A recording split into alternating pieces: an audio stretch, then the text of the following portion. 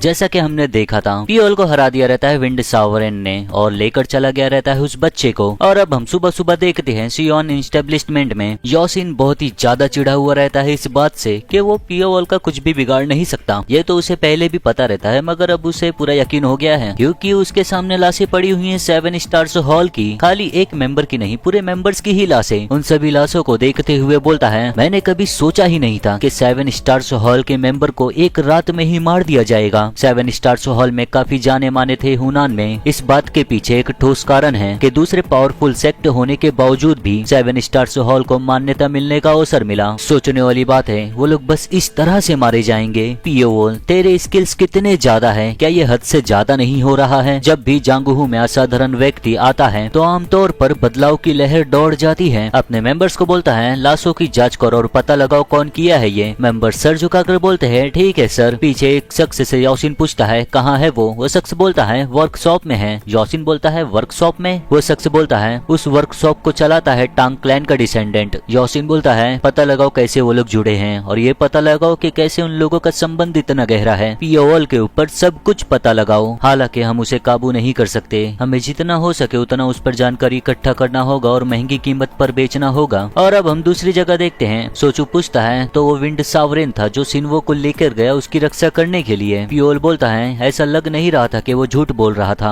ये सब जानकर सोचू बोलता है, कल रात काफी कुछ हुआ। 7 स्टार्स हॉल मेंबर सोलियांग ने जो आग लगाया था उससे बहुत कुछ जल गया। 1/3 झुग्गी झोपड़ियों को जलाकर राख कर दिया। उसकी वजह से पूरे चेंदू में अफरा तफरी मच गया था। किसी को कुछ समझ नहीं रहा था, लेकिन मुझे यकीन नहीं हो रहा है 7 स्टार्स हॉल के मेंबर ने ये सब कुछ किया है सिर्फ सिन्वो को पकड़ने के लिए। उसके पास ऐसा कौन सा रहस्य है जिसकी वजह से इतने बड़े लोगों का निशाना बन गया वो? और हाँ, दी विंड सावरेन। पियोल पूछता है, तुम जानते हो उसके बारे में? ये सुनकर सोचू बोलता है, मैं कैसे नहीं जान सकता। वो सबसे पावरफुल मार्शल आर्टिस्ट में से एक है जो टॉप 2 दी ट्रियो सेक्ट, दी ट्रियो मैनर्स और जो 3 रूलर्स के जो ओनर है उनके बराबरी पर खड़ा है। यहाँ तक के जवान बच्चे भी उसे जानते हैं। ये सुनकर पियोल सोचता है, टॉप 2 ट्रियो सेक्ट। दोबारा सोचने पर मुझे एहसास हुआ कि मुझे जांगहू के बारे में कुछ भी नहीं पता। बोलता है, और बताओ मुझे। ये सुनकर सोचू बोलता है, मैं भी इतना जानता नहीं हूँ। कहाँ से मैं शुरू करूँ? दी टॉप 2 स्ट्रॉन्गेस्ट सेक्ट है जांगहू में। हालांकि दोनों ग्रुप्स नए हैं जिनका अस्तित्व 100 सालों से है। दोनों फाउंडर सेक्ट के लीडर्स ने ऐसे महान काम किए हैं कि जांगहू उन सेक्ट को सबसे ज्यादा शक्तिशाली मानता है। और वो 2 ग्रुप्स का नाम है दी ब्रजर्क मार्शल सेक्ट और दी हेवनली मार्शल मैनर। दी ब्रजर्क मार्शल सेक्ट को बनाया था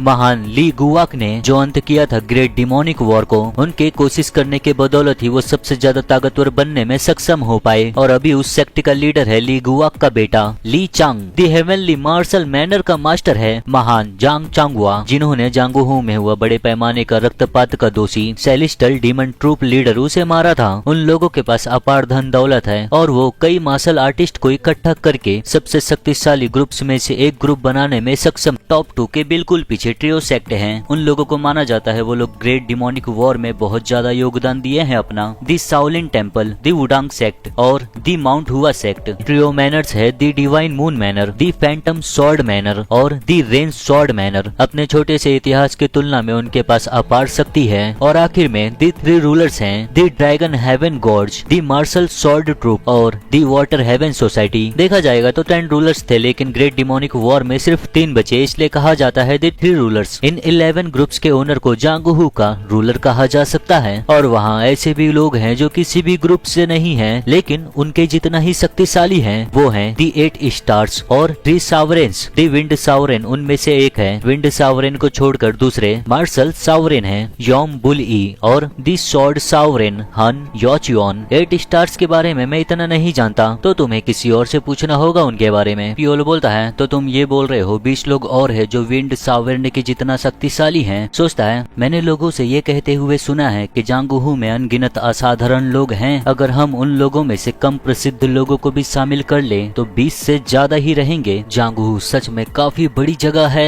मैं इसमें एक मेंढक की तरह हूँ। उठते हुए बोलता है, मेरा दिमाग अब साफ हो गया, मैं पक्का सिन्वो को लाऊंगा। फिर सोचू बोलता है, इसकी कोई जरूरत नहीं। पियोल सुनकर पूछता है, क्यों? सोचू एक पल के लिए ऐसे ही बैठता है, फिर बोलता है, उसके लिए मुझे बुरा लग रहा है क्योंकि जब मैं छोटा था वो मेरी तरह ही था, लेकिन इस तरह की बात नहीं है कि मैं उसे अपने साथ ही रख लूं। अब जब वो शख्स जो उसे लेकर गया है वो विंड सावरेन है, तो शायद से ये उसके लिए अच्छा होगा। पियोल को देखकर चेहरे पर हल्का सा मुस्कुराहट लाकर बोलता है, माफ करना, मेरी वजह से तुम्हें इतनी चोट आई। तुम्हारी कोशिश को ऐसे ही जाया करने के लिए मुझे माफ करना। पियोल बोलता है, नहीं, ये वैसे देखा जाएगा तो मेरे लिए अच्छा अनुभव था। सोचता है दुनिया बहुत बड़ा है और उस दुनिया में बहुत सारे मार्शल मास्टर्स हैं। मैं भले ही इस बार हार गया हूँ लेकिन अगली बार नहीं हारूंगा। अब हम देखते हैं कुछ समय के बाद पियोल अपना कपड़ा बदल लिया है और कहीं जाता रहता है वो। और पियोल ऐसी जगह पर जा रहा है जहाँ पहले भी वो जा चुका है। जाते जाते सोचता है मुझे और भी ज्यादा शक्तिशाली बनना होगा ताकि मुझसे कोई भी कुछ छीन ना पाए। लेकिन सबसे पहले मुझे हॉकलैंड के मेंबर्स से बचना है जो मुझ पर हर समय नजर रख रहे हैं। वैसे मुझे यकीन है कि मैं अपने आप को अच्छे से छुपा सकता हूँ, लेकिन कुछ पक्का नहीं है कि मेरी योजनाएं हमेशा सही हो। मुझे खुद को छुपाने का तरीका ढूंढना होगा और उसी दौरान मुझे जानकारियां भी इकट्ठा करना है। ऐसे ही काफी समय तक चलता रहता है और फिर पहुंच जाता है एज्यूर विंड मैनर। वहीं पर खड़े होकर देखता रहता है एज्यूर विंड मैनर के बोर्ड को। और ये वही जगह है जहाँ पर पियोल को लाया गया था और उसके साथियों को भी 7 साल का ट्रेनिंग देने के बाद उस बोर्ड को देखकर मुस्कुराते हुए बोलता है, दी एज्यूर मैनर, कुछ छुपे हुए पैसे तो होने ही चाहिए। Blood shadow group captain gate से अंदर जाता है, फिर आगे चलता रहता है। आगे चलते चलते उसे सब कुछ पुरानी बातें याद आती हैं, पुरानी यादें याद आती हैं जब सभी लोगों को यहाँ पर लाया गया था पियोल के साथ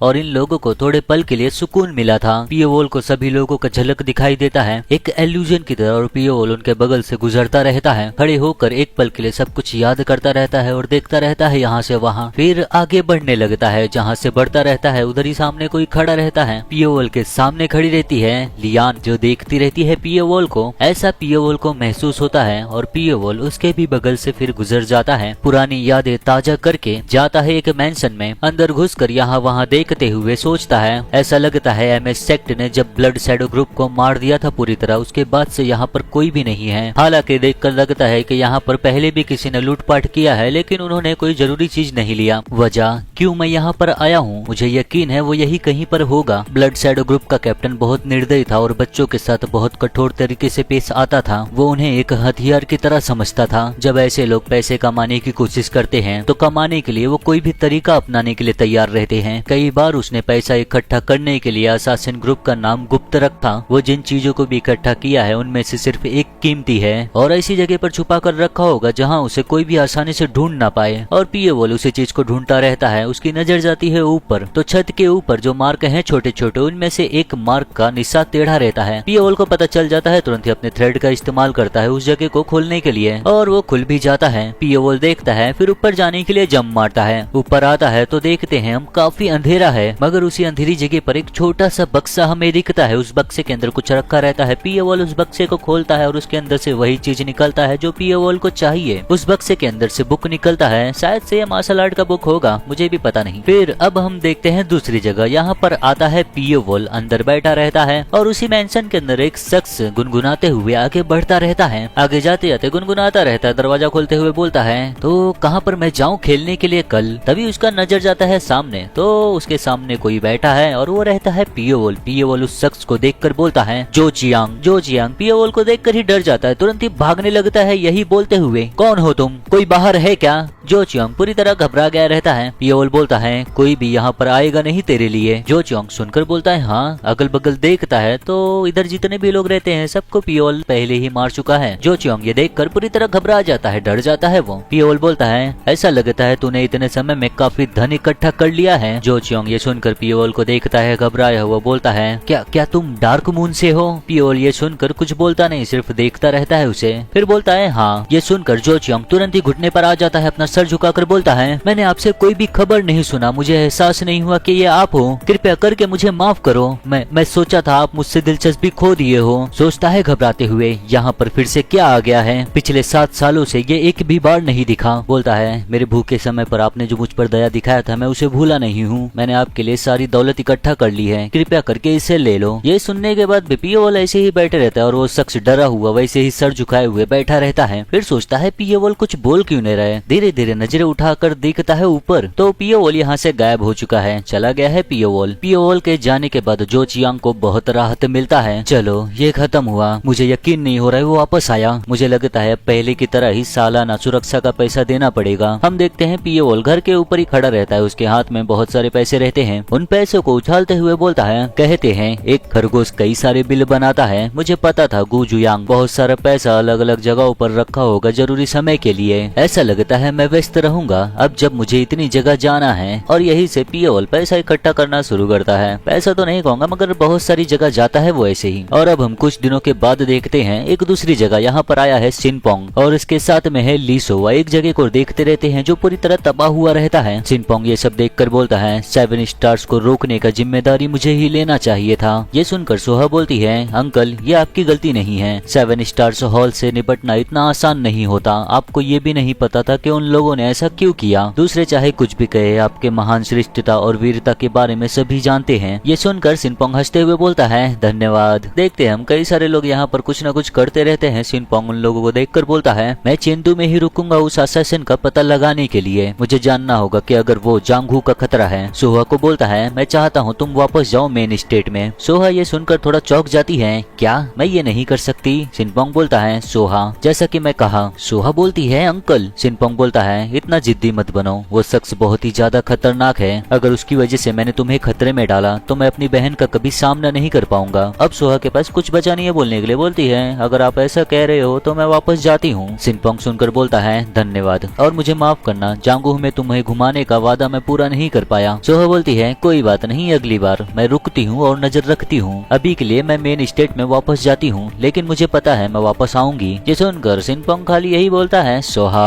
सोहा सर झुकाकर बोलती है अंकल कृपया करके अपना ध्यान रखना जब मैं यहाँ नहीं हूँ तो। सिनपोंग एक पल के लिए वैसे ही खड़े रहता है फिर मुस्कुराते हुए सोहा से कहता है ठीक है मैं वही करूँगा। ये सुनकर सोहा भी मुस्कुराती है और फिर चली जाती है मेन स्टेट में। कई दिन गुजरने के बाद हम देखते हैं दूसरी जगह एक पहाड़ी इलाके में कौवे पेड़ पर बैठे हुए चिल्लाते रहते हैं देखते हुए। और यहाँ पर कई सारे लोग कुछ तो लेकर जा रहे हैं बक्से में। सीढ़ियाँ चढ़ते रहते हैं मगर ये लोग खुशी से नहीं जा रहे हैं। ये लोग जा रहे हैं माइनर थंडर टेम्पल में। और ये लोग कोई और नहीं ये लोग है थंडर क्लैन के ही लोग। माइनर थंडर टेम्पल के ब्लड बुद्धा के सामने वो दोनों बक्से रख देते हैं। रखने के तुरंत ही बाद बोलते हैं हे ब्लड बुद्धा जो संसार के मामलों का देखभाल करते हैं हमारे अयोग्यता के कारण हम दयनीय स्थिति में पहुंच गए हैं। कृपया करके हमारी मदद करो हमें इंसाफ दिलाओ। माइनर थंडर टेम्पल के डिसाइपल्स देखते रहते हैं। फिर लीडर बोलता है मैं यही सोच रहा था कौन आया है। तुम लोग वही डिसाइपल्स हो ना जिसे सिसवान में भेजा गया था। ये है माइनर थंडर टेम्पल का लीडर ब्लड बुद्धा और इस सीजन का फाइनल विलेन। थंडर क्लैन का वो मेंबर बोलता है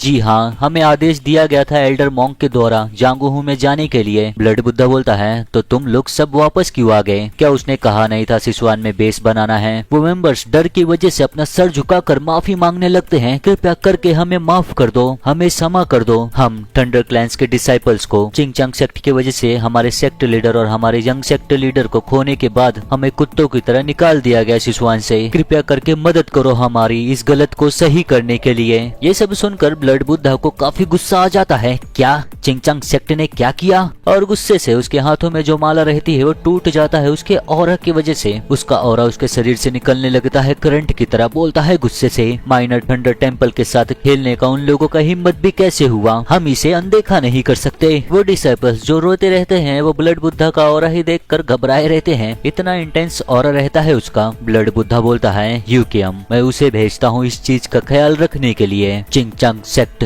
जो तुम लोगों ने किया है तुम पछताओगे। और फिर ब्लड बुद्धा अपने असासिन को भेज देता है चिंगचांग सेक्ट को खत्म करने के लिए। मतलब तुरंत तो नहीं भेजता मगर भेजता जरूर है। अब हम देखते हैं कुछ समय के बाद मतलब काफी समय के बाद बीतते रहते हैं दिन। ऐसे ही पियोवल हर जगह जाता रहता है। सिनपोंग भी हर जगह घूमता रहता है। देखते देखते हर एक मौसम निकलते चले जाते हैं। सिसवान में पियोवल इस समय किसी को भी नजर नहीं आता। पूरी तरह गायब हो चुका है क्योंकि अपना रूप बदल चुका है वो। और सिनपोंग सिसवान में पियोवल को ही ढूंढता रहता है मगर उसे कहीं मिलता नहीं वो। रास्ते पर हम देखते हैं लोग ऐसे ही चलते चलते बातें करते रहते हैं एक दूसरे से। और इन्हीं के बीच में रहता है सिनपोंग जो पियोवल को ढूंढते ढूंढते काफी थक गया रहता है। बोलता है आखिर में वो मुझे कहीं दिख क्यों नहीं रहा है। क्या वो उस दिन चेंदू को छोड़ तो नहीं दिया। नहीं तो ये जगह इतनी शांत कैसे होती। और पियोवल सिनपोंग के बगल से ही गुजर रहा है। ये सुनते हुए पियोवल देखता है उसे तिरछी नजरों से अपनी। और अब हम देखते हैं सिनपोंग की तरफ एक कैरेज आता है और सिनपोंग के आगे रुक जाता है वो कैरेज। उसमें से निकलती है एक लड़की। सिनपोंग को बुलाती है अंकल। सिनपोंग देखता है उसे तो उस कैरेज से निकलती है सोहा। सोहा कैरेज से निकलकर भागते हुए आती है सिनपोंग के गले लग जाती है यही बोलते हुए अंकल। सोहा को देखकर सिनपोंग चौंक जाता है। बोलता है एक मिनट सोहा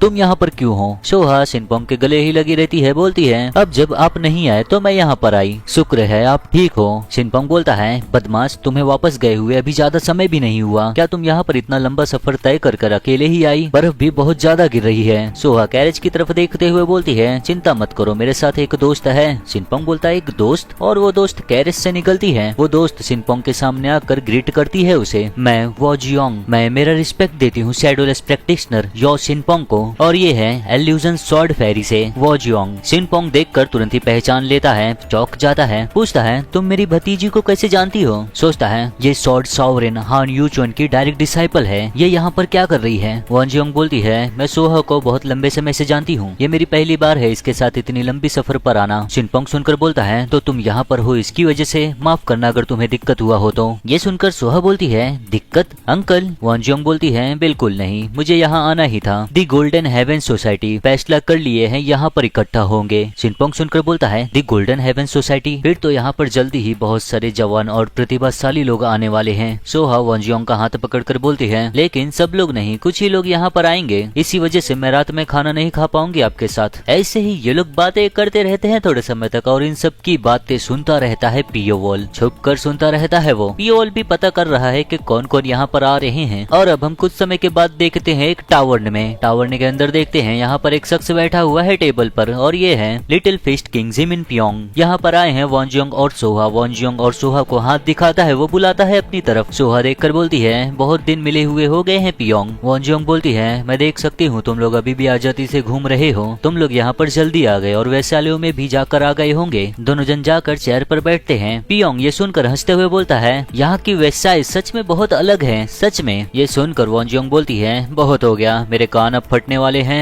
उतने में ही सोहा बोलती है, दूसरे लोग कहाँ पर हैं? सोहा के ऐसा बोलते ही दो लोग और आ जाते हैं यहाँ पर। पियोंग देखकर बोलता है, वो रहे वो लोग। दोनों जन उसी तरफ देखते हैं और बुलाते हैं, ये है व्हाइट मून स्वॉर्ड से नुंग सोवुन, और उसके आगे चल रहा है golden heaven society leader iron blood martial artist Kim Jeong वो। सभी लोगों को देखकर मुस्कुराकर कहता है, बहुत दिनों बाद मिल रहे हैं सब लोग। सब लोग एक साथ में बैठ जाते हैं। फिर जियोंग वो बोलता है, ऐसा लगता है हम लोग देर से आए हैं। वन जियोंग बोलती है, तुम नहीं हम। तभी जियोंग वो को कुछ सेंस हो जाता है। जियोंग वो को एहसास हो जाता है कि कोई इस पर नजर रखा है। पीछे मुड़कर देखता है। वन जियोंग उसे देखकर बोलती है, क्या हो गया? जियोंग वो बोलता है, ऐसा मुझे महसूस हुआ कि कोई हमें देख रहा है। पियोंग बोलता है, इस इन में सब लोग हमें ही देखते होंगे। जियोंग वो बोलता है, तुम पहले जैसे ही हो। और अब हम एक दूसरी टेबल पर देखते हैं जहाँ पर एक शख्स बैठा हुआ है जो इन लोगों को ही देखता रहता है। वैसे ये है पियोवॉल ही उन लोगों को देखकर सोचता है, दी गोल्डन हेवन सोसाइटी। फिर थोड़ा समय गुजरने के बाद या फिर एक दो दिन गुजरने के बाद हम देखते हैं मार्केट में। उस दुकान पर देखते हैं हम जहाँ पर नॉनवेज कटता है। उस दुकान पर एक जानवर को बांधा गया है और पियोवॉल उसे हाथ लगाकर सोहला रहा है। ऐसा हाथ फिराते फिराते उसके मन में बहुत कुछ चलता रहता है। तभी इस दुकान का ओनर आता है, बोलता है पियोवॉल से, तुम एक बार भी आज तक देर से नहीं आए। पियोवॉल मुस्कुराकर बोलता है, खैर देर से आने का तो कोई वजह नहीं है। वो शख्स उस जानवर के पास जाकर उसे हाथ लगाकर बोलता है पियोवॉल से, आज कुछ ज्यादा ही काम है, क्या तुम ठीक रहोगे? पियोवॉल बोलता है, बिल्कुल, लेकिन आज का करने के बाद मैं छोड़ना चाहूंगा। वो शख्स सुनकर बोलता है, आज तुम्हारा आखिरी दिन है, इतना अचानक से क्यों? क्या कुछ बुरा हुआ है? पियोवॉल बोलता है, नहीं बिल्कुल नहीं। वो शख्स बोलता है, सुनकर अच्छा लगा, सबकी अपनी अपनी परेशानियाँ होती हैं, मैं तुम्हें परेशान नहीं करूंगा इससे ज्यादा पूछकर। शुरुआत में मैं सोचा था कि तुम कोई ऐसे हो जो शक्तिशाली है,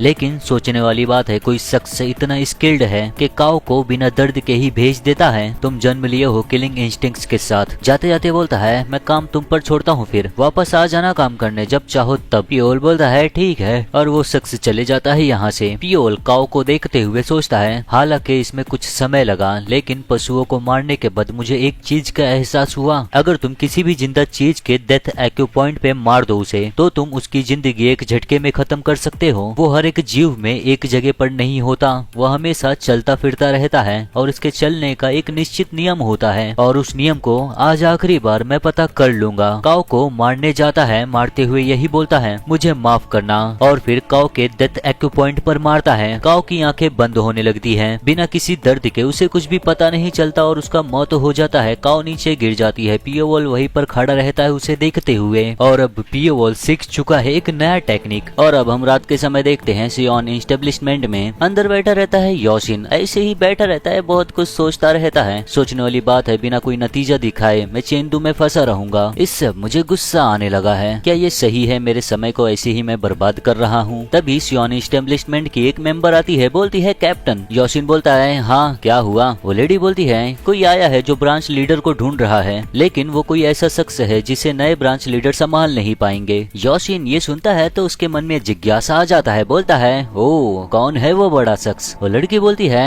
the iron blood martial artist Jin Jeomwo. ये सुनकर योशिन चौंक जाता है और फिर जियोमवो को अंदर बुला लेता है। और हाँ, पहले इसका नाम किम जियोमवो था, अब इसका नाम है जिन जियोमवो। इसका नाम बदल दिया गया है आगे का। योशिन इसे देखकर बोलता है माफ करना इंतजार कराने के लिए, मैं चेंदू में हॉकलैंड का ब्रांच लीडर हूँ। जियोमवो अपना परिचय देता है, मैं हूँ जियोमवो, लेकिन क्या तुम सच में ब्रांच लीडर हो? योशिन एक पल के लिए देखता है, बोलता है क्या तुम्हारा मतलब क्या है? जियोमवो बोलता है मैं जितने भी हॉकलैंड के ब्रांच लीडर्स को जानता हूँ तुम उनसे बिल्कुल अलग हो। योशिन बोलता है मुझे लगता है कुछ खास तरह का आकर्षण है मुझ में। हाँ, शायद से हाल ही में मैं ब्रांच का लीडर बना हूँ इसलिए ऐसा हुआ है। सोचता है हंसते हुए, ये सच में बहुत डरावना है, इसकी आंखें मुझे मार सकती हैं, इसकी आंखें इसकी जैसी ही शक्तिशाली लग रही हैं। और जियोमवो योशिन को घूर कर देखता रहता है, फिर नजर झुकाकर बोलता है खैर ठीक है, फिर मैं किसी ऐसे शख्स को ढूंढ रहा हूँ, मैं उसका नाम भी नहीं जानता। मैं सुना था पिछले साल चेंदू में बहुत बड़ा हादसा हुआ था, चिंगचांग सेक्ट और एमएस सेक्ट दोनों को बहुत ही ज्यादा नुकसान हुआ, वो लोग दुनिया के लिए अपने दरवाजे बंद कर लिए। उस हादसे में बहुत सारे लोग मारे भी गए हैं। मैंने सुना है कि उस घटना के लिए कोई जिम्मेदार था, कृपया करके उसे ढूंढो मेरे लिए। ये सब सुनकर योशिन सोचता है पियोवॉल, हाँ गोल्डन हेवेंस सोसाइटी पियोवॉल को क्यों ढूंढेगी? पहली बात, हम उसे खुद नहीं ढूंढ पा रहे हैं, सब कुछ करने के बावजूद वो हमारा इस्तेमाल करता है जैसा उसका मन होता है। 7 स्टार्स हॉल के सारे मेंबर्स को काट दिया और गायब हो गया। यही सब सोचता है तो उसे बहुत ही ज्यादा गुस्सा आता है। बोलता है जियोमवो को देखकर, अब तक मैं जहाँ तक सुना हूँ वो बहुत लंबे समय से चेंदू में नहीं है। मैं सोचता अलग हूँ, वो एक आत्मा की तरह है। अगर वो उसी जगह हो, उसी शहर में हो, या फिर बिल्कुल तुम्हारे सामने हो, तब भी उसके निशान ढूंढना मुश्किल है। किसी ऐसे को ढूंढना सच में चुनौती का काम है। जियोमवो योशिन के सामने पैसा निकाल कर रख देता है, बोलता है क्या ये हॉकलैंड की खासियत नहीं किसी ऐसे को ढूंढना? ये मेरा डाउन पेमेंट है, क्या तुम स्वीकार करोगे? पैसा देखकर योशिन सोचता है वैसे भी मैं उसे खुद ढूंढने वाला था, मैं किसी ऐसे को क्यों इनकार करूं जो पैसा दे रहा है। बोलता है ठीक है, मैं अपनी पूरी कोशिश करूंगा। जियोमवो बोलता है मैं मनाता हूँ, मैं अच्छी खबर तुमसे सुनूं। जिन जियोमवो गोल्डन हेवन सोसाइटी का लीडर, पूरी दुनिया में 5 सबसे ज्यादा प्रतिभाशाली मार्शल आर्टिस्ट में से एक। ये ग्रैंडसन है जिन वॉलम्यूंग का और बचपन से ही असाधारण रूप से प्रतिभाशाली है। इसका व्यक्तित्व बहुत अच्छा है और असाधारण रूप से मार्शल आर्ट्स में स्किल रखता है। इसके पीछे बहुत से लोग हैं और वो लोग चाहते हैं अपने ग्रैंडफादर के नक्शे कदम पर चले और अगले पीढ़ी के सबसे शक्तिशाली लोगों में से एक बने। लेकिन इसकी 15 साल की उम्र होने के बाद इसकी हरकतें अजीब हो गई और ऐसा लग रहा था कि ये किसी चीज का पीछा कर रहा है। और अब हम देख रहे हैं पियोवॉल को। पियोवॉल उसी रूप में है, अपना रूप बदले हुए, और उसके पास कोई शख्स आता है। पियोवॉल उसे देखकर कहता है क्या तुमने पता लगाया चेंदू में वो लोग क्यों इकट्ठा हुए हैं? वो शख्स किसी चीज को दिखाते हुए बोलता है मुझे माफ करना, मैं पता लगाने में असफल रहा क्योंकि ज्यादा समय नहीं था। पियोवॉल बोलता है मुझे नहीं लगता वो लोग यहाँ पर मजा करने आए हैं, मुझे यकीन है कोई वजह है, मुझे उसका पता लगाना होगा। वो शख्स सर झुकाए हुए बोलता है मैं मेरी पूरी कोशिश करूंगा सर। और अब पियोवॉल यहाँ से चले जाता है, यहाँ से जाता है कहीं और। एक प्रोग्राम है इसका और सब लोग वहीं पर जा रहे हैं वो प्रोग्राम देखने के लिए, और पियोवॉल भी उनके बीच में ही है। उसके साथ में रहता है एक शख्स, बोलता है पियोवॉल से आज परफॉर्म करने का तुम्हारा दिन है। पियोवॉल मुस्कुराते हुए बोलता है हाँ, लेकिन मुझे चिंता हो रहा है क्योंकि मैं इतना स्किल्ड नहीं हूँ अब तक। वो शख्स बोलता है तुम अच्छा करोगे, इतना चिंता क्यों कर रहे हो? और यही सब बातें करते हुए जाते रहते हैं ये लोग। यहाँ पर खड़ी रहती है वॉन जियोंग, इंतजार करती रहती है किसी का, और वो शख्स आ भी जाता है। वो शख्स कोई और नहीं है, जियोमवो है। वॉन जियोंग हाथ दिखाकर बुलाती है उसे। जियोमवो उसे अकेला देखकर बोलता है बाकी लोग कहाँ पर हैं? वॉन जियोंग बोलता है सोहा मास्टर सिनपोंग को देखने गई है और सो वॉन ये देखने गया है रास्तों पर क्या हो रहा है। जियोमवो बोलता है पियोंग का क्या? पियोंगवो का नाम सुनकर ही वॉन जियोंग को चिढ़ होता है। बोलती है क्या फर्क पड़ता है, किसी वैश्या घर में ही होगा वो। जियोमवो हंसने लगता है ये सुनकर। वॉन जियोंग बोलती है जानकारी इकट्ठा करने का कैसा चल रहा है? जियोमवो बोलता है ये काफी चुनौती भरा लग रहा है। वॉन जियोंग बोलती है तुम्हें लगता है वो इस चीज में होगा? जियोमवो बोलता है मुझे पक्का तो नहीं पता, लेकिन मुझे पक्का करना होगा। अगर उसको कुछ लेना देना नहीं होगा तो हमारे पास चुनाव कम हो जाएंगे, जो अपने आप में ही अच्छी बात है। वॉन जियोंग बोलती है अगर ऐसा है तो चलो धीरे धीरे ढूंढते हैं और खुद को तरोताजा करते हैं। जियोमवो बोलता है खुद को तरोताजा? वॉन जियोंग बोलती है मैंने सुना एक जगह है जिसका नाम है 1000 मेलोडीज म्यूजिक हॉल, और इसी हफ्ते उन लोगों का परफॉर्मेंस है और वो लोग आज ही परफॉर्म कर रहे हैं। वैसे भी हमारे पास कुछ करने को है नहीं, तो चलो चलते हैं। जियोमवो बोलता है ठीक है, और दोनों जन साथ में चले जाते हैं वही परफॉर्मेंस देखने के लिए जो पियोवॉल का परफॉर्मेंस है। सभी लोग एक जगह परफॉर्मेंस देखने के लिए बैठे रहते हैं और काफी लोग रहते हैं। हम देखते हैं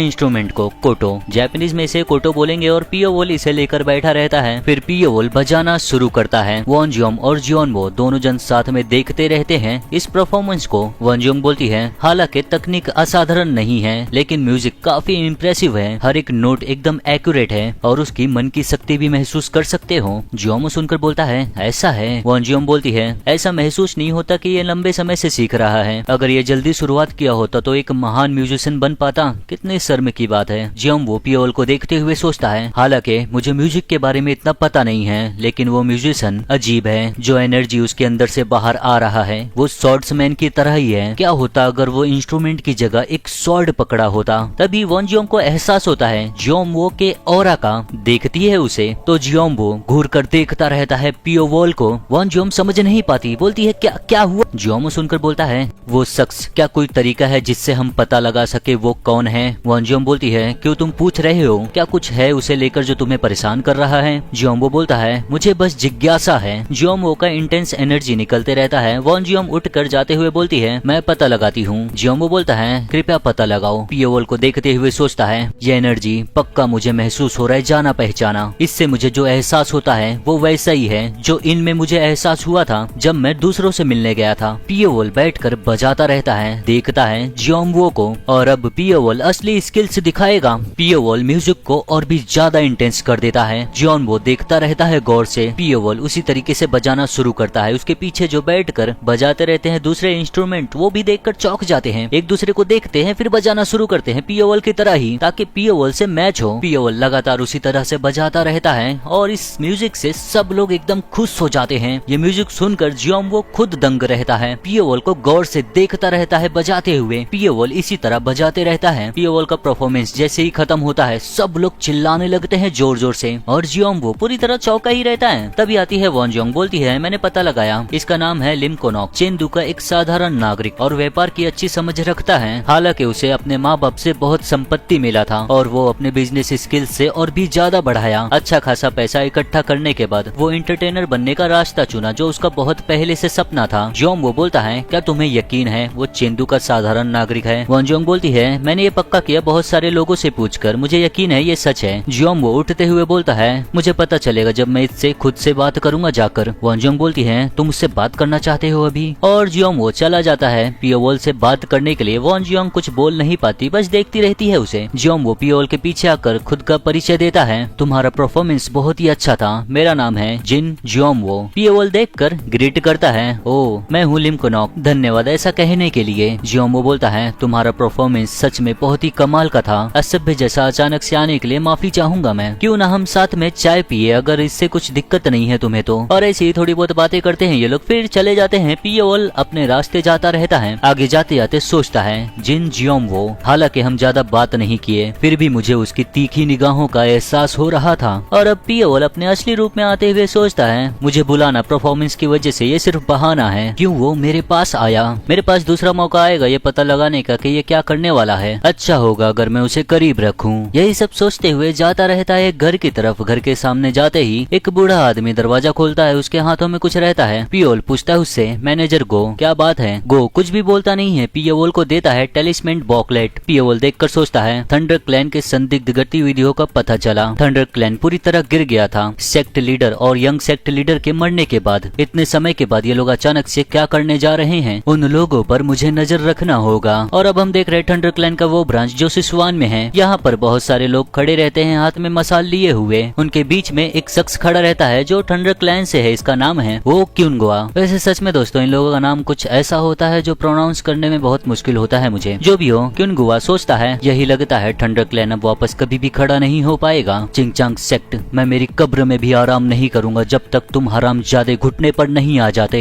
मैं तो सक्षम भी नहीं था हमारे सेक्ट लीडर का अंतिम संस्कार करने में। मैं उन दिनों को कभी भूलूंगा नहीं जब चिंगचांग सेक्ट में मैं कैद था। उससे भी बुरा वो हरामजादे बेशर्म माफी भी नहीं मांगे अच्छे से। मैं पक्का मेरा बदला लूंगा और ऐसा होने के लिए मैं इस शख्स को जांगहू में बुलाया हूँ। और ये शख्स है माइनर थंडर टेम्पल से, जो यहाँ पर आया है चेंदू को तबाह करने के लिए और बाकी चीजों को भी। बोलता है 3 दिनों के बाद चिंगचैंग माउंटेन्स पर जाना। क्यूनगुआ सुनकर बोलता है, बस हमें तुमसे ये जानना है क्या तुमने तैयारी किया है जो हम लोग तुम पर भरोसा करें। ह्यूकेम आगे बढ़ते हुए बोलता है, तुझे ये जानने की जरूरत नहीं। क्यूनगुआ बोलता है, लेकिन वो वैसे ही थंडर क्लैन क्लैन का एक मेंबर ये सुनकर गुस्से में आ जाता है, चिल्लाकर बोलता है मजाक मत कर हम लोगों के साथ। तू क्या ये सोचता है हम सभी लोग माइनर थंडर टेम्पल पर गए और तुझे लाए बस ये तेरी बकवास सुनने के लिए? ह्यूकेम देखता है, मुड़कर घूर कर देखता है उस शख्स को और उसके अगले पल में ही क्युनगुआ के सामने से गायब हो जाता है। थंडर क्लैन का वो मेंबर वही बोलता रहता है, उसे एहसास नहीं रहता कि ह्यूकेम उसके पीछे आ गया है। उसके मुंह की तरफ अपना हाथ बढ़ाता है, पकड़ लेता है उसके मुंह को। थंडर क्लैन का वो मेंबर देखता है उसे, मगर बहुत ही ज्यादा देर हो गया रहता है। ह्यूकेम उसे खिला देता है पॉइजन, और कोई मामूली पॉइजन नहीं, कुछ ऐसा जो तुरंत ही असर करता है। उसकी आंखें लाल होने लगती हैं, आंखें एकदम अजीब हो जाती हैं, आंखों में कालापन दिखने लगता है और दर्द बर्दाश्त से बाहर चिल्लाने लगता है दर्द के मारे जोर से,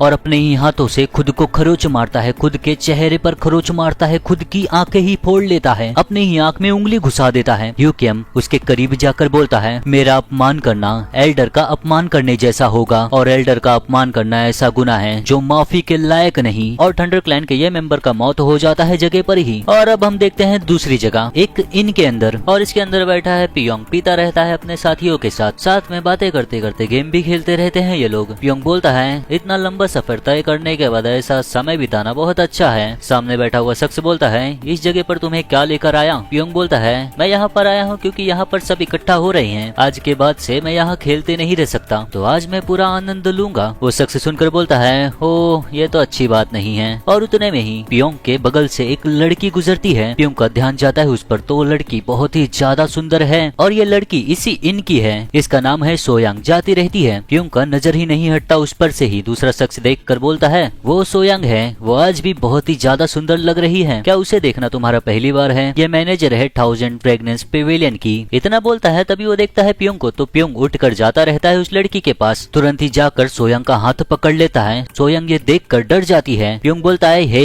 तुम यहाँ की मैनेजर हो ना? सोयांग घबराई हुई बोलती है हाँ बिल्कुल सही। पियोंग उसके करीब जाकर बोलता है तुम बाकियों से अलग हो, तुम सच में बहुत खूबसूरत हो। सोयांग बोलती है धन्यवाद ऐसा कहने के लिए, लेकिन कृपया करके क्या आप मुझे जाने दे सकते हो? पियोंग बोलता है क्यों ना तुम मेरे साथ पियो। सोयांग बोलती है कृपया करके ऐसा मत करो सर। जिमिन पियोंग सुनकर बोलता है तुम मुझे जानती हो तो फिर तुम्हें ये भी पता होगा मैं कैसा हूँ। जो मेरी तरफ रहते हैं मैं उनका अच्छे से ख्याल रखता हूँ, लेकिन जो मेरे साथ नहीं उनका हाल अलग होता है। सोयांग बोलती है भले ही आप ये बोलो, कैसा मैं महसूस करती हूँ ये बदल नहीं सकते, कृपया करके मुझे जाने दो। ये सुनकर पियोंग को थोड़ा गुस्सा आने लगता है, घूर कर देखते हुए बोलता है अगर तू मुझे इस तरह से ही इनकार करती रही तो पेविलियन का ये आखिरी दिन होगा। सोयांग ये सुनकर डर जाती है। क्या? पियोंग बोलता है मैं बोल रहा हूँ मैं इस पेविलियन को तबाह कर दूंगा, और घूर कर देखता रहता है सोयांग को। सोयांग सोच में पड़ी रहती है, मुझे यकीन नहीं हो रहा ये कितना लापरवाह है, क्या मैं इसका करूं? उतने में ही कोई और आ जाता है, बोलता है सोयांग। सोयांग और पियोंग का दोनों जन का ध्यान जाता है। सोयांग उसका हाथ छुड़ा देती है तुरंत ही। उस शख्स को देखकर सोयांग को काफी राहत मिलती है, बोलती है मैं आपको ग्रीट करती हूँ ओनर। सुकून का सांस लेती है, और इस पेविलियन का ओनर भी है तो पियोवॉल है। पियोवॉल को देखकर पियोंग बोलता है ओनर तो तू इस जगह का ओनर है। सोयांग घबराई हुई जाकर पियोवॉल के पीछे खड़ी हो जाती है। पियोवॉल बोलता है बिल्कुल सही। पियोंग बोलता है तेरा नाम क्या है? पियोवॉल बोलता है इससे तेरा कुछ लेना देना नहीं। ये सुनकर पियोंग चिढ़ जाता है। क्या? पियोवॉल बोलता है क्या मुझे मेरा नाम बताना जरूरी है? पियोंग काफी चिढ़ गया रहता है, अपने बाल खुजलाते हुए बोलता है काफी समय हो गया है जब किसी ने मुझे इतना गुस्सा दिलाया था। एक मामूली पेविलियन का ओनर हिम्मत करता है मुझे गुस्सा दिलाने का, क्या तू नहीं जानता मैं कौन हूँ? फिर हंसते हुए बोलता है मैंने फैसला कर लिया, 1000 फ्रेग्रेंस पेविलियन का यह आखिरी दिन होगा आज। इतना कहते ही अपना ऑरा रिलीज करता है। ऑरा रिलीज होते ही जितने भी चेयर्स और टेबल्स रहते हैं सब उड़ जाते हैं पीछे की तरफ। पियोंग का ऑरा इतना ज्यादा इंटेंस रहता है, मैं तुझे दिखाता हूँ तुझ में और मुझ में कितना ज्यादा अंतर है। पियोंग का ऑरा उसके शरीर से एक बिजली की तरह निकलता रहता है। पियोवॉल उसे देखकर खड़ा रहता है। बस पियोंग देखकर सोचता है कैसे एक साधारण शख्स मेरी एनर्जी के सामने ऐसे ही खड़ा है। पियोवॉल की तरफ बढ़ते हुए अटैक करते हुए हंसते हुए बोलता है ओ तू, ऐसा लगता है मार्शल आर्ट्स में तू काफी स्किल्ड है। इतना कहकर अपने हाथों से पंच मारने जाता है पियोवॉल को। पियोवॉल वहीं पर खड़ा रहता है। पियोंग पियोवॉल को बहुत जोरदार पंच मारता है, हालांकि उसका पंच पियोवॉल के आर पार निकल जाता है सीधा। पियोंग देखता है तो चौंक जाता है। पियोंग के सामने जो है वो एक एक धुएं की तरह है कुछ। प्युंग घबराया ही रहता है। उसके दूसरे ही पल में पियोवॉल प्युंग के पीछे आ जाता है। प्युंग को एहसास होता है। पियोवॉल बोलता है दूसरों की चीजों का लालच करना और उनकी दुकानों को तबाह करने का सोचना ये गलत चीज है। ऐसा करते हुए तो अपनी जिंदगी को दांव पर तो लगाया था ना। प्युंग बहुत ही ज्यादा घबरा जाता है। मुड़ते हुए बोलता है 1 मिनट, मगर प्युंग के लिए बहुत देर हो गया रहता है। पियोवॉल अपने ऑरा से अटैक कर देता है प्युंग के पेट में। प्युंग दर्द से चिल्लाता है। प्युंग का काफी खून निकलता है। पियोवॉल वहीं पर खड़ा रहता है। फिर उसे मारकर पेविलियन के बाहर निकलता है। पेविलियन का दीवार तोड़ते हुए वो निकलता है और जमीन पर जाकर गिर जाता है। पियोवॉल भी निकलता है पेविलियन से, जाता है उसके पास। प्युंग गिरा पड़ा रहता है। पियोवॉल प्युंग के पास आता है और उसके ऊपर पैर रखता है। पैर रखते ही प्युंग दर्द से चिल्लाता है। सोचता है यहाँ तक कि मैं अपना अल्टीमेट टेक्निक भी इस्तेमाल नहीं किया और मेरे साथ ऐसा हुआ। चिंगचांग सेक्ट और एमए सेक्ट के गिरने के बाद यहाँ पर कोई इस तरह का शख्स भी है, यही सब सोचता रहता है। और पियोवॉल उसके ऊपर पैर रखे हुए उसे देखता रहता है। प्युंग बोलता है आखिर में तू है कौन? पियोवॉल बोलता है मैंने तुझे पहले ही बोला, इससे तेरा कुछ भी लेना देना नहीं है। और इस्तेमाल करने जाता है अपने थ्रेड्स का। अपने थ्रेड से उसके शरीर पर बहुत सारे कट कर दिया रहता है और उस दर्द से प्युंग बहुत ही ज्यादा चिल्लाता रहता है। मगर प्युंग मरता नहीं। पियोवॉल उसे मारता नहीं है, बस उसे बहुत ही ज्यादा जख्मी कर देता है। फिर जाते हुए बोलता है पेविलियन के मेंबर्स को इसको उठाकर फेंक दो। पेविलियन के मेंबर्स सर झुकाकर बोलते हैं ठीक है सर। पियोवॉल यहाँ से चले जाता है। प्युंग अभी भी दर्द में रहता है, वहीं पर गिरा पड़ा हुआ हल्का हल्का चिल्लाता भी रहता है। और अब हम कुछ समय के बाद देखते हैं एक घर को। इसके अंदर है पियोवॉल और सोयांग। सोयांग बैठी रहती है। सोयांग के पैरों पर पियोवॉल लेटा रहता है। ऐसे ही देखता रहता है ऊपर की तरफ। उतने में ही सोयांग बोलती है पिछली रात मैं बहुत ही बुरी स्थिति में फंस गई थी, धन्यवाद मुझे बचाने के लिए। लेकिन सर जिमिन प्युंग वो यहाँ अकेला नहीं है। मुझे चिंता हो रहा है कि अगर उसके दोस्तों ने कुछ किया उल्टा सीधा। पियोवॉल ऐसे ही लेटा रहता है। बोलता है उसके दोस्त, और उसे एहसास हो जाता है कि कोई यहाँ पर आया हुआ है। यहाँ पर कोई आया है, उसे अंदर आने दो। और अब इस इन में आई है वॉन जियोंग। जाकर इनके मेंबर से बोलती है मैं उस निकम्मे की साथी हूँ जिसे यहाँ पूरी तरह बेइज्जत किया गया था। क्या इस जगह के ओनर को आप बुला सकते हो?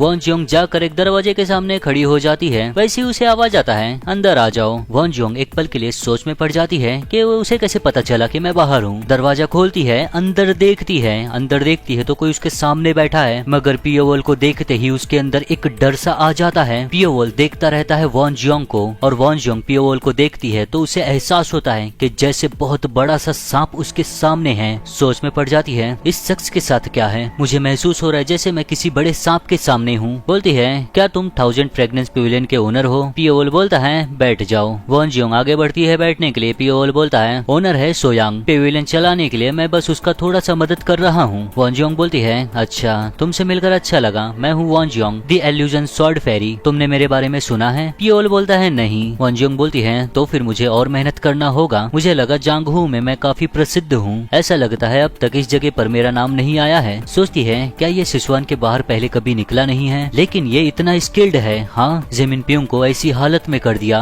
लेकिन ये थोड़ा भी थका हुआ नहीं लग रहा है। पिछले साल जो चेंदू में हुआ था उसके बाद मुझे नहीं लगा था कि कोई इतना स्किल्ड यहाँ पर होगा। बोलती है क्या मैं तुम्हारा नाम जान सकती हूँ? पियोवॉल बैठा रहता है। बोलता है नाइट। सोयांग का सोचता है कि सोयांग उसे मास्टर बुलाती है। बोलता है तुम मुझे बुला सकती हो नाइट मास्टर। वॉन जियोंग बोलती है नाइट मास्टर, इसका मतलब नाइट का मास्टर। खैर ठीक है नाइट मास्टर, मैं यहाँ पर सिर्फ इसलिए नहीं हूँ क्योंकि मेरे ग्रुप में कुछ निकम्मे लोग हैं। मेरे पास एक सवाल है तुम्हारे लिए। क्या तुम वही असासिन हो जो पिछले साल सिसवान में पूरा तबाही मचाया था? पियोवॉल वहीं पर बैठा रहता है। बोलता है क्यों तुम उस शख्स को ढूंढ रही हो? वॉन जियोंग बोलती है क्योंकि कुछ है जो मुझे उससे पूछना है। पियोवॉल पूछता है क्या है वो? वॉन जियोंग बोलती है मैं ये तभी बोल सकती हूँ जब मैं उससे खुद मिलूंगी। अगर तुम नहीं हो वो तो कोई भी वजह नहीं है कि मैं तुम्हें बताऊं। पियोवॉल बोलता है अगर ऐसा है तो हमारे पास और कुछ नहीं है बात करने के लिए। इतना बोलकर चुप हो जाता है। वॉन जियोंग को ये लगा नहीं रहता कि पियोवॉल ऐसा बोल देगा। वॉन जियोंग बोलती है हम दोबारा मिलते हैं। और अब हम कुछ समय के बाद देखते हैं चिंगचांग सेक्ट में मेंशन के अंदर कोई एक डिसेबल भागते हुए आता है, यही चिल्लाते हुए दिक्कत है, एक बहुत बड़ी दिक्कत है। चिंगचांग सेक्ट का लीडर और उसका भाई दोनों जन उसे देखते हैं। लीडर बोलता है क्या हो गया जो इतना शोर मचा रहे हो? वो डिसेबल बोलता है वो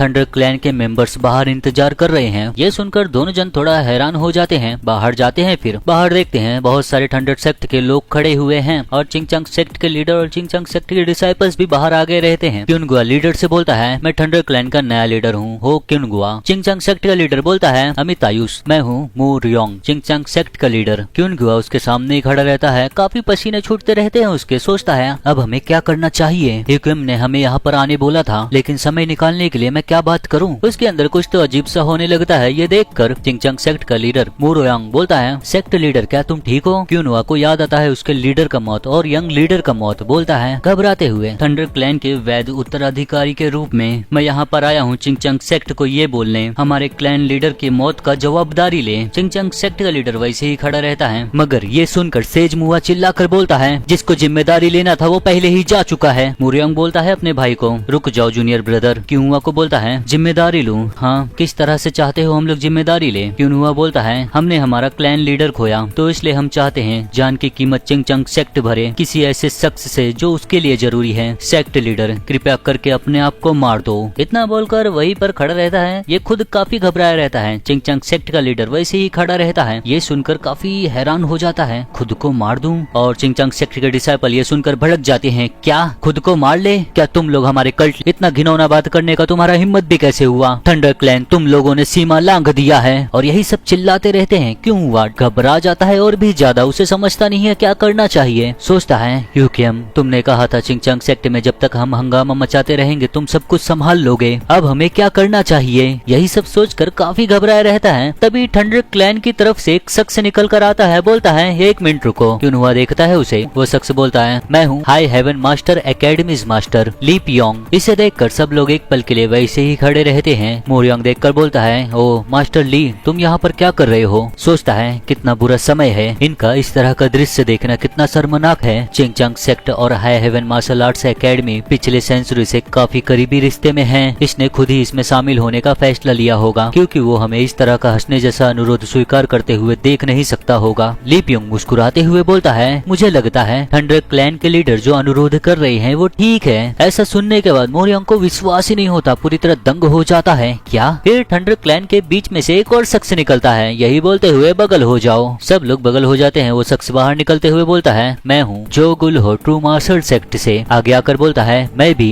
ली पियोंग के बात से सहमत हूँ। और अब तीनों जन एक साथ में बोलते हैं, चिंगचंग सेक्ट लीडर इस चीज का जवाबदारी लो, कृपया करके खुद को मार दो। मुरोयांग को कुछ भी नहीं समझता कि क्या हो रहा है, पूरा हैरान रहता है वो। वही हम सिसवान के दूसरी जगह देखते हैं, एक विलेज में तो सब कुछ तबाह हुआ है। योशिन ये देखकर पूरी तरह चौंका हुआ रहता है। बोलता है, यकीन नहीं हो रहा है, यहाँ पर हुआ क्या? देखते हैं तो कई सारे लोग मरे पड़े हुए हैं और जितने भी लोग यहाँ पर मरे हुए रहते हैं सब आम नागरिक रहते हैं, सब एक दूसरे से ही लड़कर मरे रहते हैं। योशिन एक लाश के पास जाकर उसका जांच करता है। अपने साथी से पूछता है, जिंदा बचने वालों में से कोई है? वो शख्स बोलता है, नहीं सर। योशिन पूछता है, ये सब कब हुआ और इसके पीछे कौन है? वो शख्स बोलता है, ये हमें सुबह पता चला। जो ये सब कुछ किया है उसका हम लोग पता नहीं लगा पाए और शायद हम कभी पता भी न लगा पाए। ये सुनकर योशिन उसे देखकर बोलता है, तुम्हारा मतलब क्या है? वो शख्स बोलता है, सभी मरे हुए लोगों के पास बस खाली कसाई के चाकू, डंडे, लाठी और कुल्हाड़ी ही है और लाशों पर जो घाव है उसके हिसाब से ऐसा लगता है वो लोग एक दूसरे से ही लड़ रहे थे। योशिन बोलता है, तुम ये बोल रहे हो गांव वाले आपस में ही लड़ रहे थे और उनमें से एक व्यक्ति भी जिंदा नहीं बचा? आखिर में इस जगह पर हुआ क्या? और अब हम फिर से आते हैं चिंगचंग सेक्ट में। क्यूनहुआ बोलता है, चिंगचंग सेक्ट लीडर हमारे आग्रह को स्वीकार करो। ली पियोंग बोलता है, खुद को मार दो। जो गुल्हो बोलता है,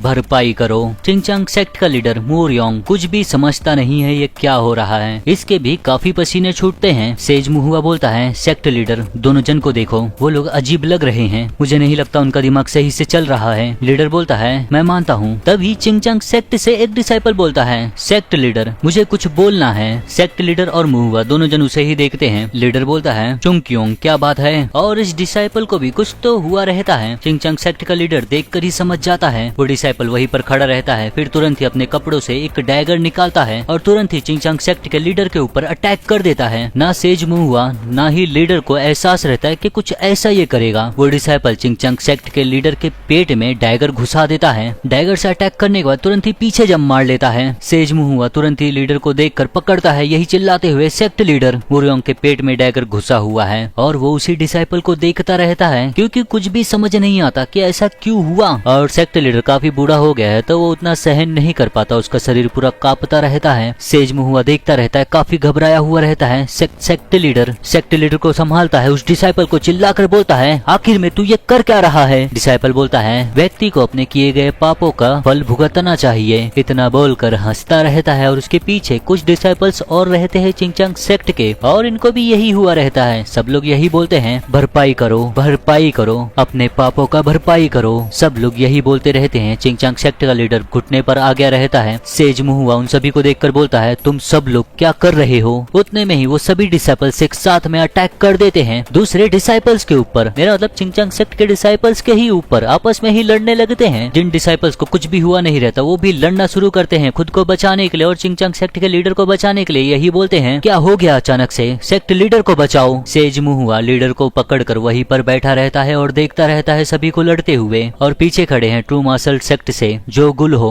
और हाई हेवन मार्शल एकेडमी का मास्टर लिपियोंग। बोलते हैं दोनों जन, हाई हेवन मार्शल एकेडमी हमला करो चिंगचांग सेक्ट के ऊपर। दूसरा वाला बोलता है, ट्रू मार्शल सेक्ट के सभी डिसाइपल्स हमला करो चिंगचांग सेक्ट के ऊपर। और फिर सब लोग लड़ना शुरू कर देते हैं। चिंगचांग सेक्ट के ऊपर चारों तरफ से हमला होता है। क्यों हुआ ये सब देखकर खुद हैरान रहता है, अगल बगल देखता रहता है, वो खुद चौंका हुआ रहता है। सोचता है आखिर में यहाँ पर हो क्या रहा है। तभी उसे आवाज आता है यूकेम का, तू हिचकिचा क्यों रहा है मूर्ख, हमला कर तुरंत। क्यों हुआ यहाँ वहाँ देखता है उसे। तब उसका नजर जाता है ऊपर, तो घर के छत के ऊपर बैठा हुआ है यूकेम। ये सब कुछ देखता रहता है। बोलता है जब आंतरिक संघर्ष होता है तो एक प्रतिष्ठित सेक्ट के भी टुकड़े टुकड़े हो जाते हैं। चिंगचांग सेक्ट भी इस चीज को रोक नहीं सकता। सब लोग आपस में लड़ते रहते हैं, एक दूसरे को मारते रहते हैं जान से। और उनके बीच में बैठा हुआ है चिंगचांग सेक्ट का लीडर जख्मी होकर और उसका भाई सेज मुहुआ। ये सब देखता रहता है होते हुए। और ये सब कुछ हुआ है सिर्फ एक शख्स की वजह से जो है माइनर थंडर टेंपल से,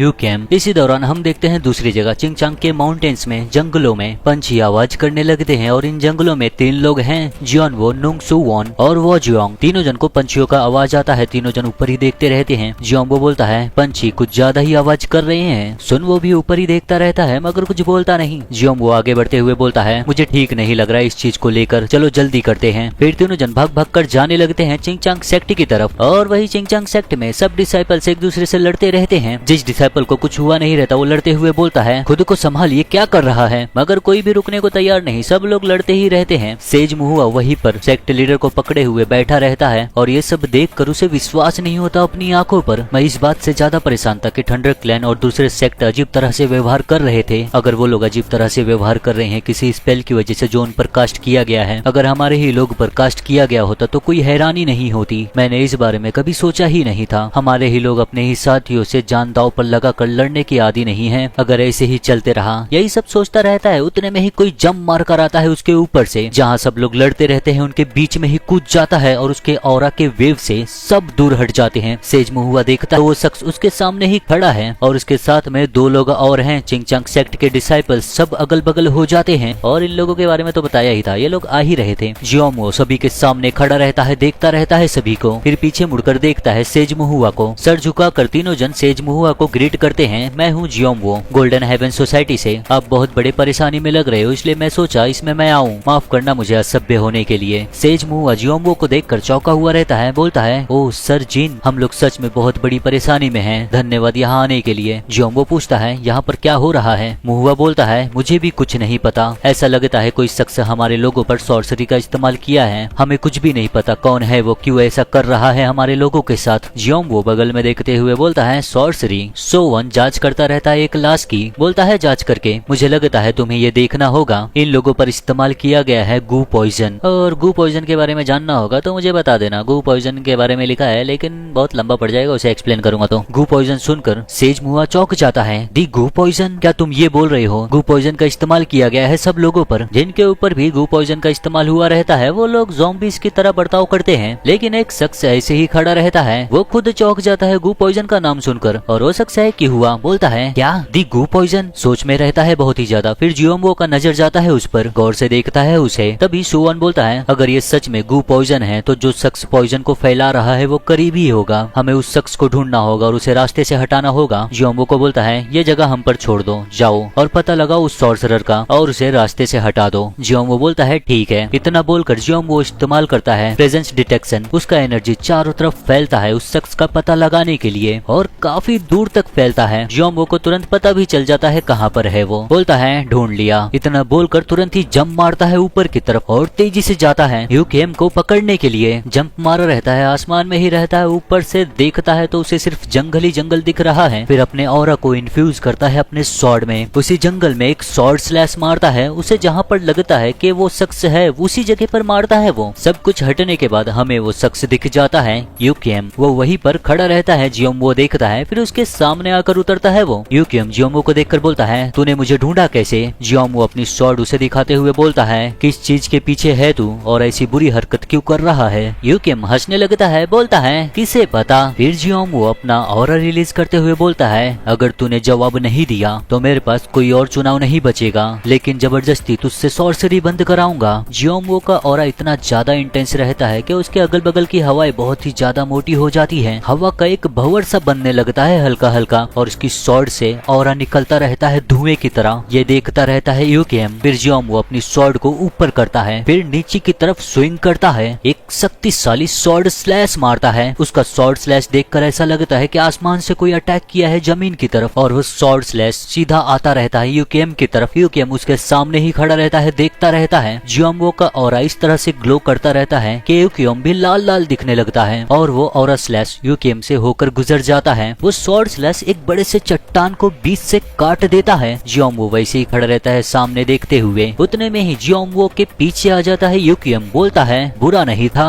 जियोमो तुरंत ही पीछे घूमता है उस पर अटैक करने के लिए, और वैसे ही यूकियम ऊपर की तरफ जंप मार लेता है और एक धुएं की तरह गायब हो जाता है, यहाँ से चले जाता है। जियोमो बोलता है, मैं उसे खो दिया, मैं सॉर्सरी के वजह को पूरी तरह से अंत नहीं कर पाया। जियोमो को याद आता है थंडर क्लैन का न्यू लीडर, उसे सोचते हुए बोलता है, हालांकि लगता है अभी भी कुछ और है जिसे मैं आजमा सकता हूँ। और कुछ समय के बाद अब हम देखते हैं जियोमो यहाँ पर आ चुका है चिंगचांग सेक्ट में, और क्यूहुआ को बांध दिया गया है, नीचे जमीन पर घुटने पर रहता है वो। सब लोग उसके सामने खड़े रहते हैं। सेज मुहुआ बोलता है, हे भगवान, मुझे विश्वास ही नहीं हो रहा है, वो सच में गू पॉइजन था। क्यूहुआ वहीं पर बैठा हुआ रहता है घबराया हुआ, काफी उसके पसीने छूटते रहते हैं। जियोमो क्यूहुआ से पूछता है, हमें उसकी पहचान बता जो गू पॉइजन का इस्तेमाल किया। क्यूहुआ बहुत ही ज्यादा डरा हुआ रहता है, मगर वो चिल्लाकर बोलता है, मुझे भी उस शख्स के बारे में कुछ भी नहीं पता। फिर जियोमो उसके करीब आता है, उसे देखते हुए बोलता है, तू सच में नहीं जानता? मैं ये आखिरी बार पूछ रहा हूँ, दोबारा नहीं पूछूंगा। क्यूहुआ को घूर कर देखता रहता है, और उन नजरों से ही क्यूहुआ के पसीने और ज्यादा छूटने लगते हैं। डर जाता है वो, बोलता है, वो है माइनर थंडर टेम्पल से। सेज मुहुआ चौंक जाता है, दी माइनर थंडर टेम्पल? जियोमो बोलता है, दी माइनर थंडर टेम्पल को बोला जा सकता है थंडर क्लैंस का ओरिजिन। इसका मतलब ऐसा हो सकता है जिस शख्स ने गू पॉइजन का इस्तेमाल किया था वो माइनर थंडर टेम्पल का एक मार्शल आर्टिस्ट है। वो अंजुम पूछती है, वो शख्स कैसा दिखता है? जियोमो बोलता है, वो कैसा दिखता है ये बताना मुश्किल है, काले कपड़े में पूरी तरह ढका हुआ था। क्यूहुआ की तरफ देखकर बोलता है, फिर जो भी हो, क्या वो शख्स सच में माइनर थंडर टेम्पल से है? क्यूहुआ बोलने जाता है, उतने में ही गू पॉइजन का असर उस पर होने लगता है। आंखें लाल होने लगती हैं, आंखों के बगल की नसें भी बाहर आने लगती हैं, और जब गू पॉइजन पूरी तरह फैल जाता है वो दर्द से चीखता है। सब लोग उसे ही देखते रहते हैं। क्यूहुआ दर्द से चिल्लाता रहता है, उसके आंख से आंसू गिरते रहते हैं। दर्द में यही बोलता है, बचाओ मुझे। इतना बोलकर नीचे गिर जाता है और जगह पर मर जाता है। उसे देखकर वॉन जियोंग तुरंत ही उसके पास जाती है, अपना स्वॉर्ड सुवॉन को देकर क्यूहुआ के पास जाकर उसकी नसें देखती है तो उसे पता चलता है ये मर गया। बोलती है, ये मर चुका है। सुवॉन बोलता है, गू पॉइजन इस्तेमाल करने वाला कोई ऐसा शख्स है जो अपने ही लोगों पर भरोसा नहीं करता, हमें उसे ढूंढने में मुश्किल होगा। अगर हम दूसरे ग्रुप से मदद मांगते हैं तो हमें साबित करना होगा कि गू पॉइजन इस्तेमाल करने वाला माइनर थंडर टेम्पल से है। सेज मुहुआ से पूछता है, सर हमें क्या करना चाहिए अब? सेज मुहुआ बोलता है, अब हमारे पास उनसे लड़ने के लिए और लोग नहीं हैं। जो भी वॉरियर्स हमारे पास थे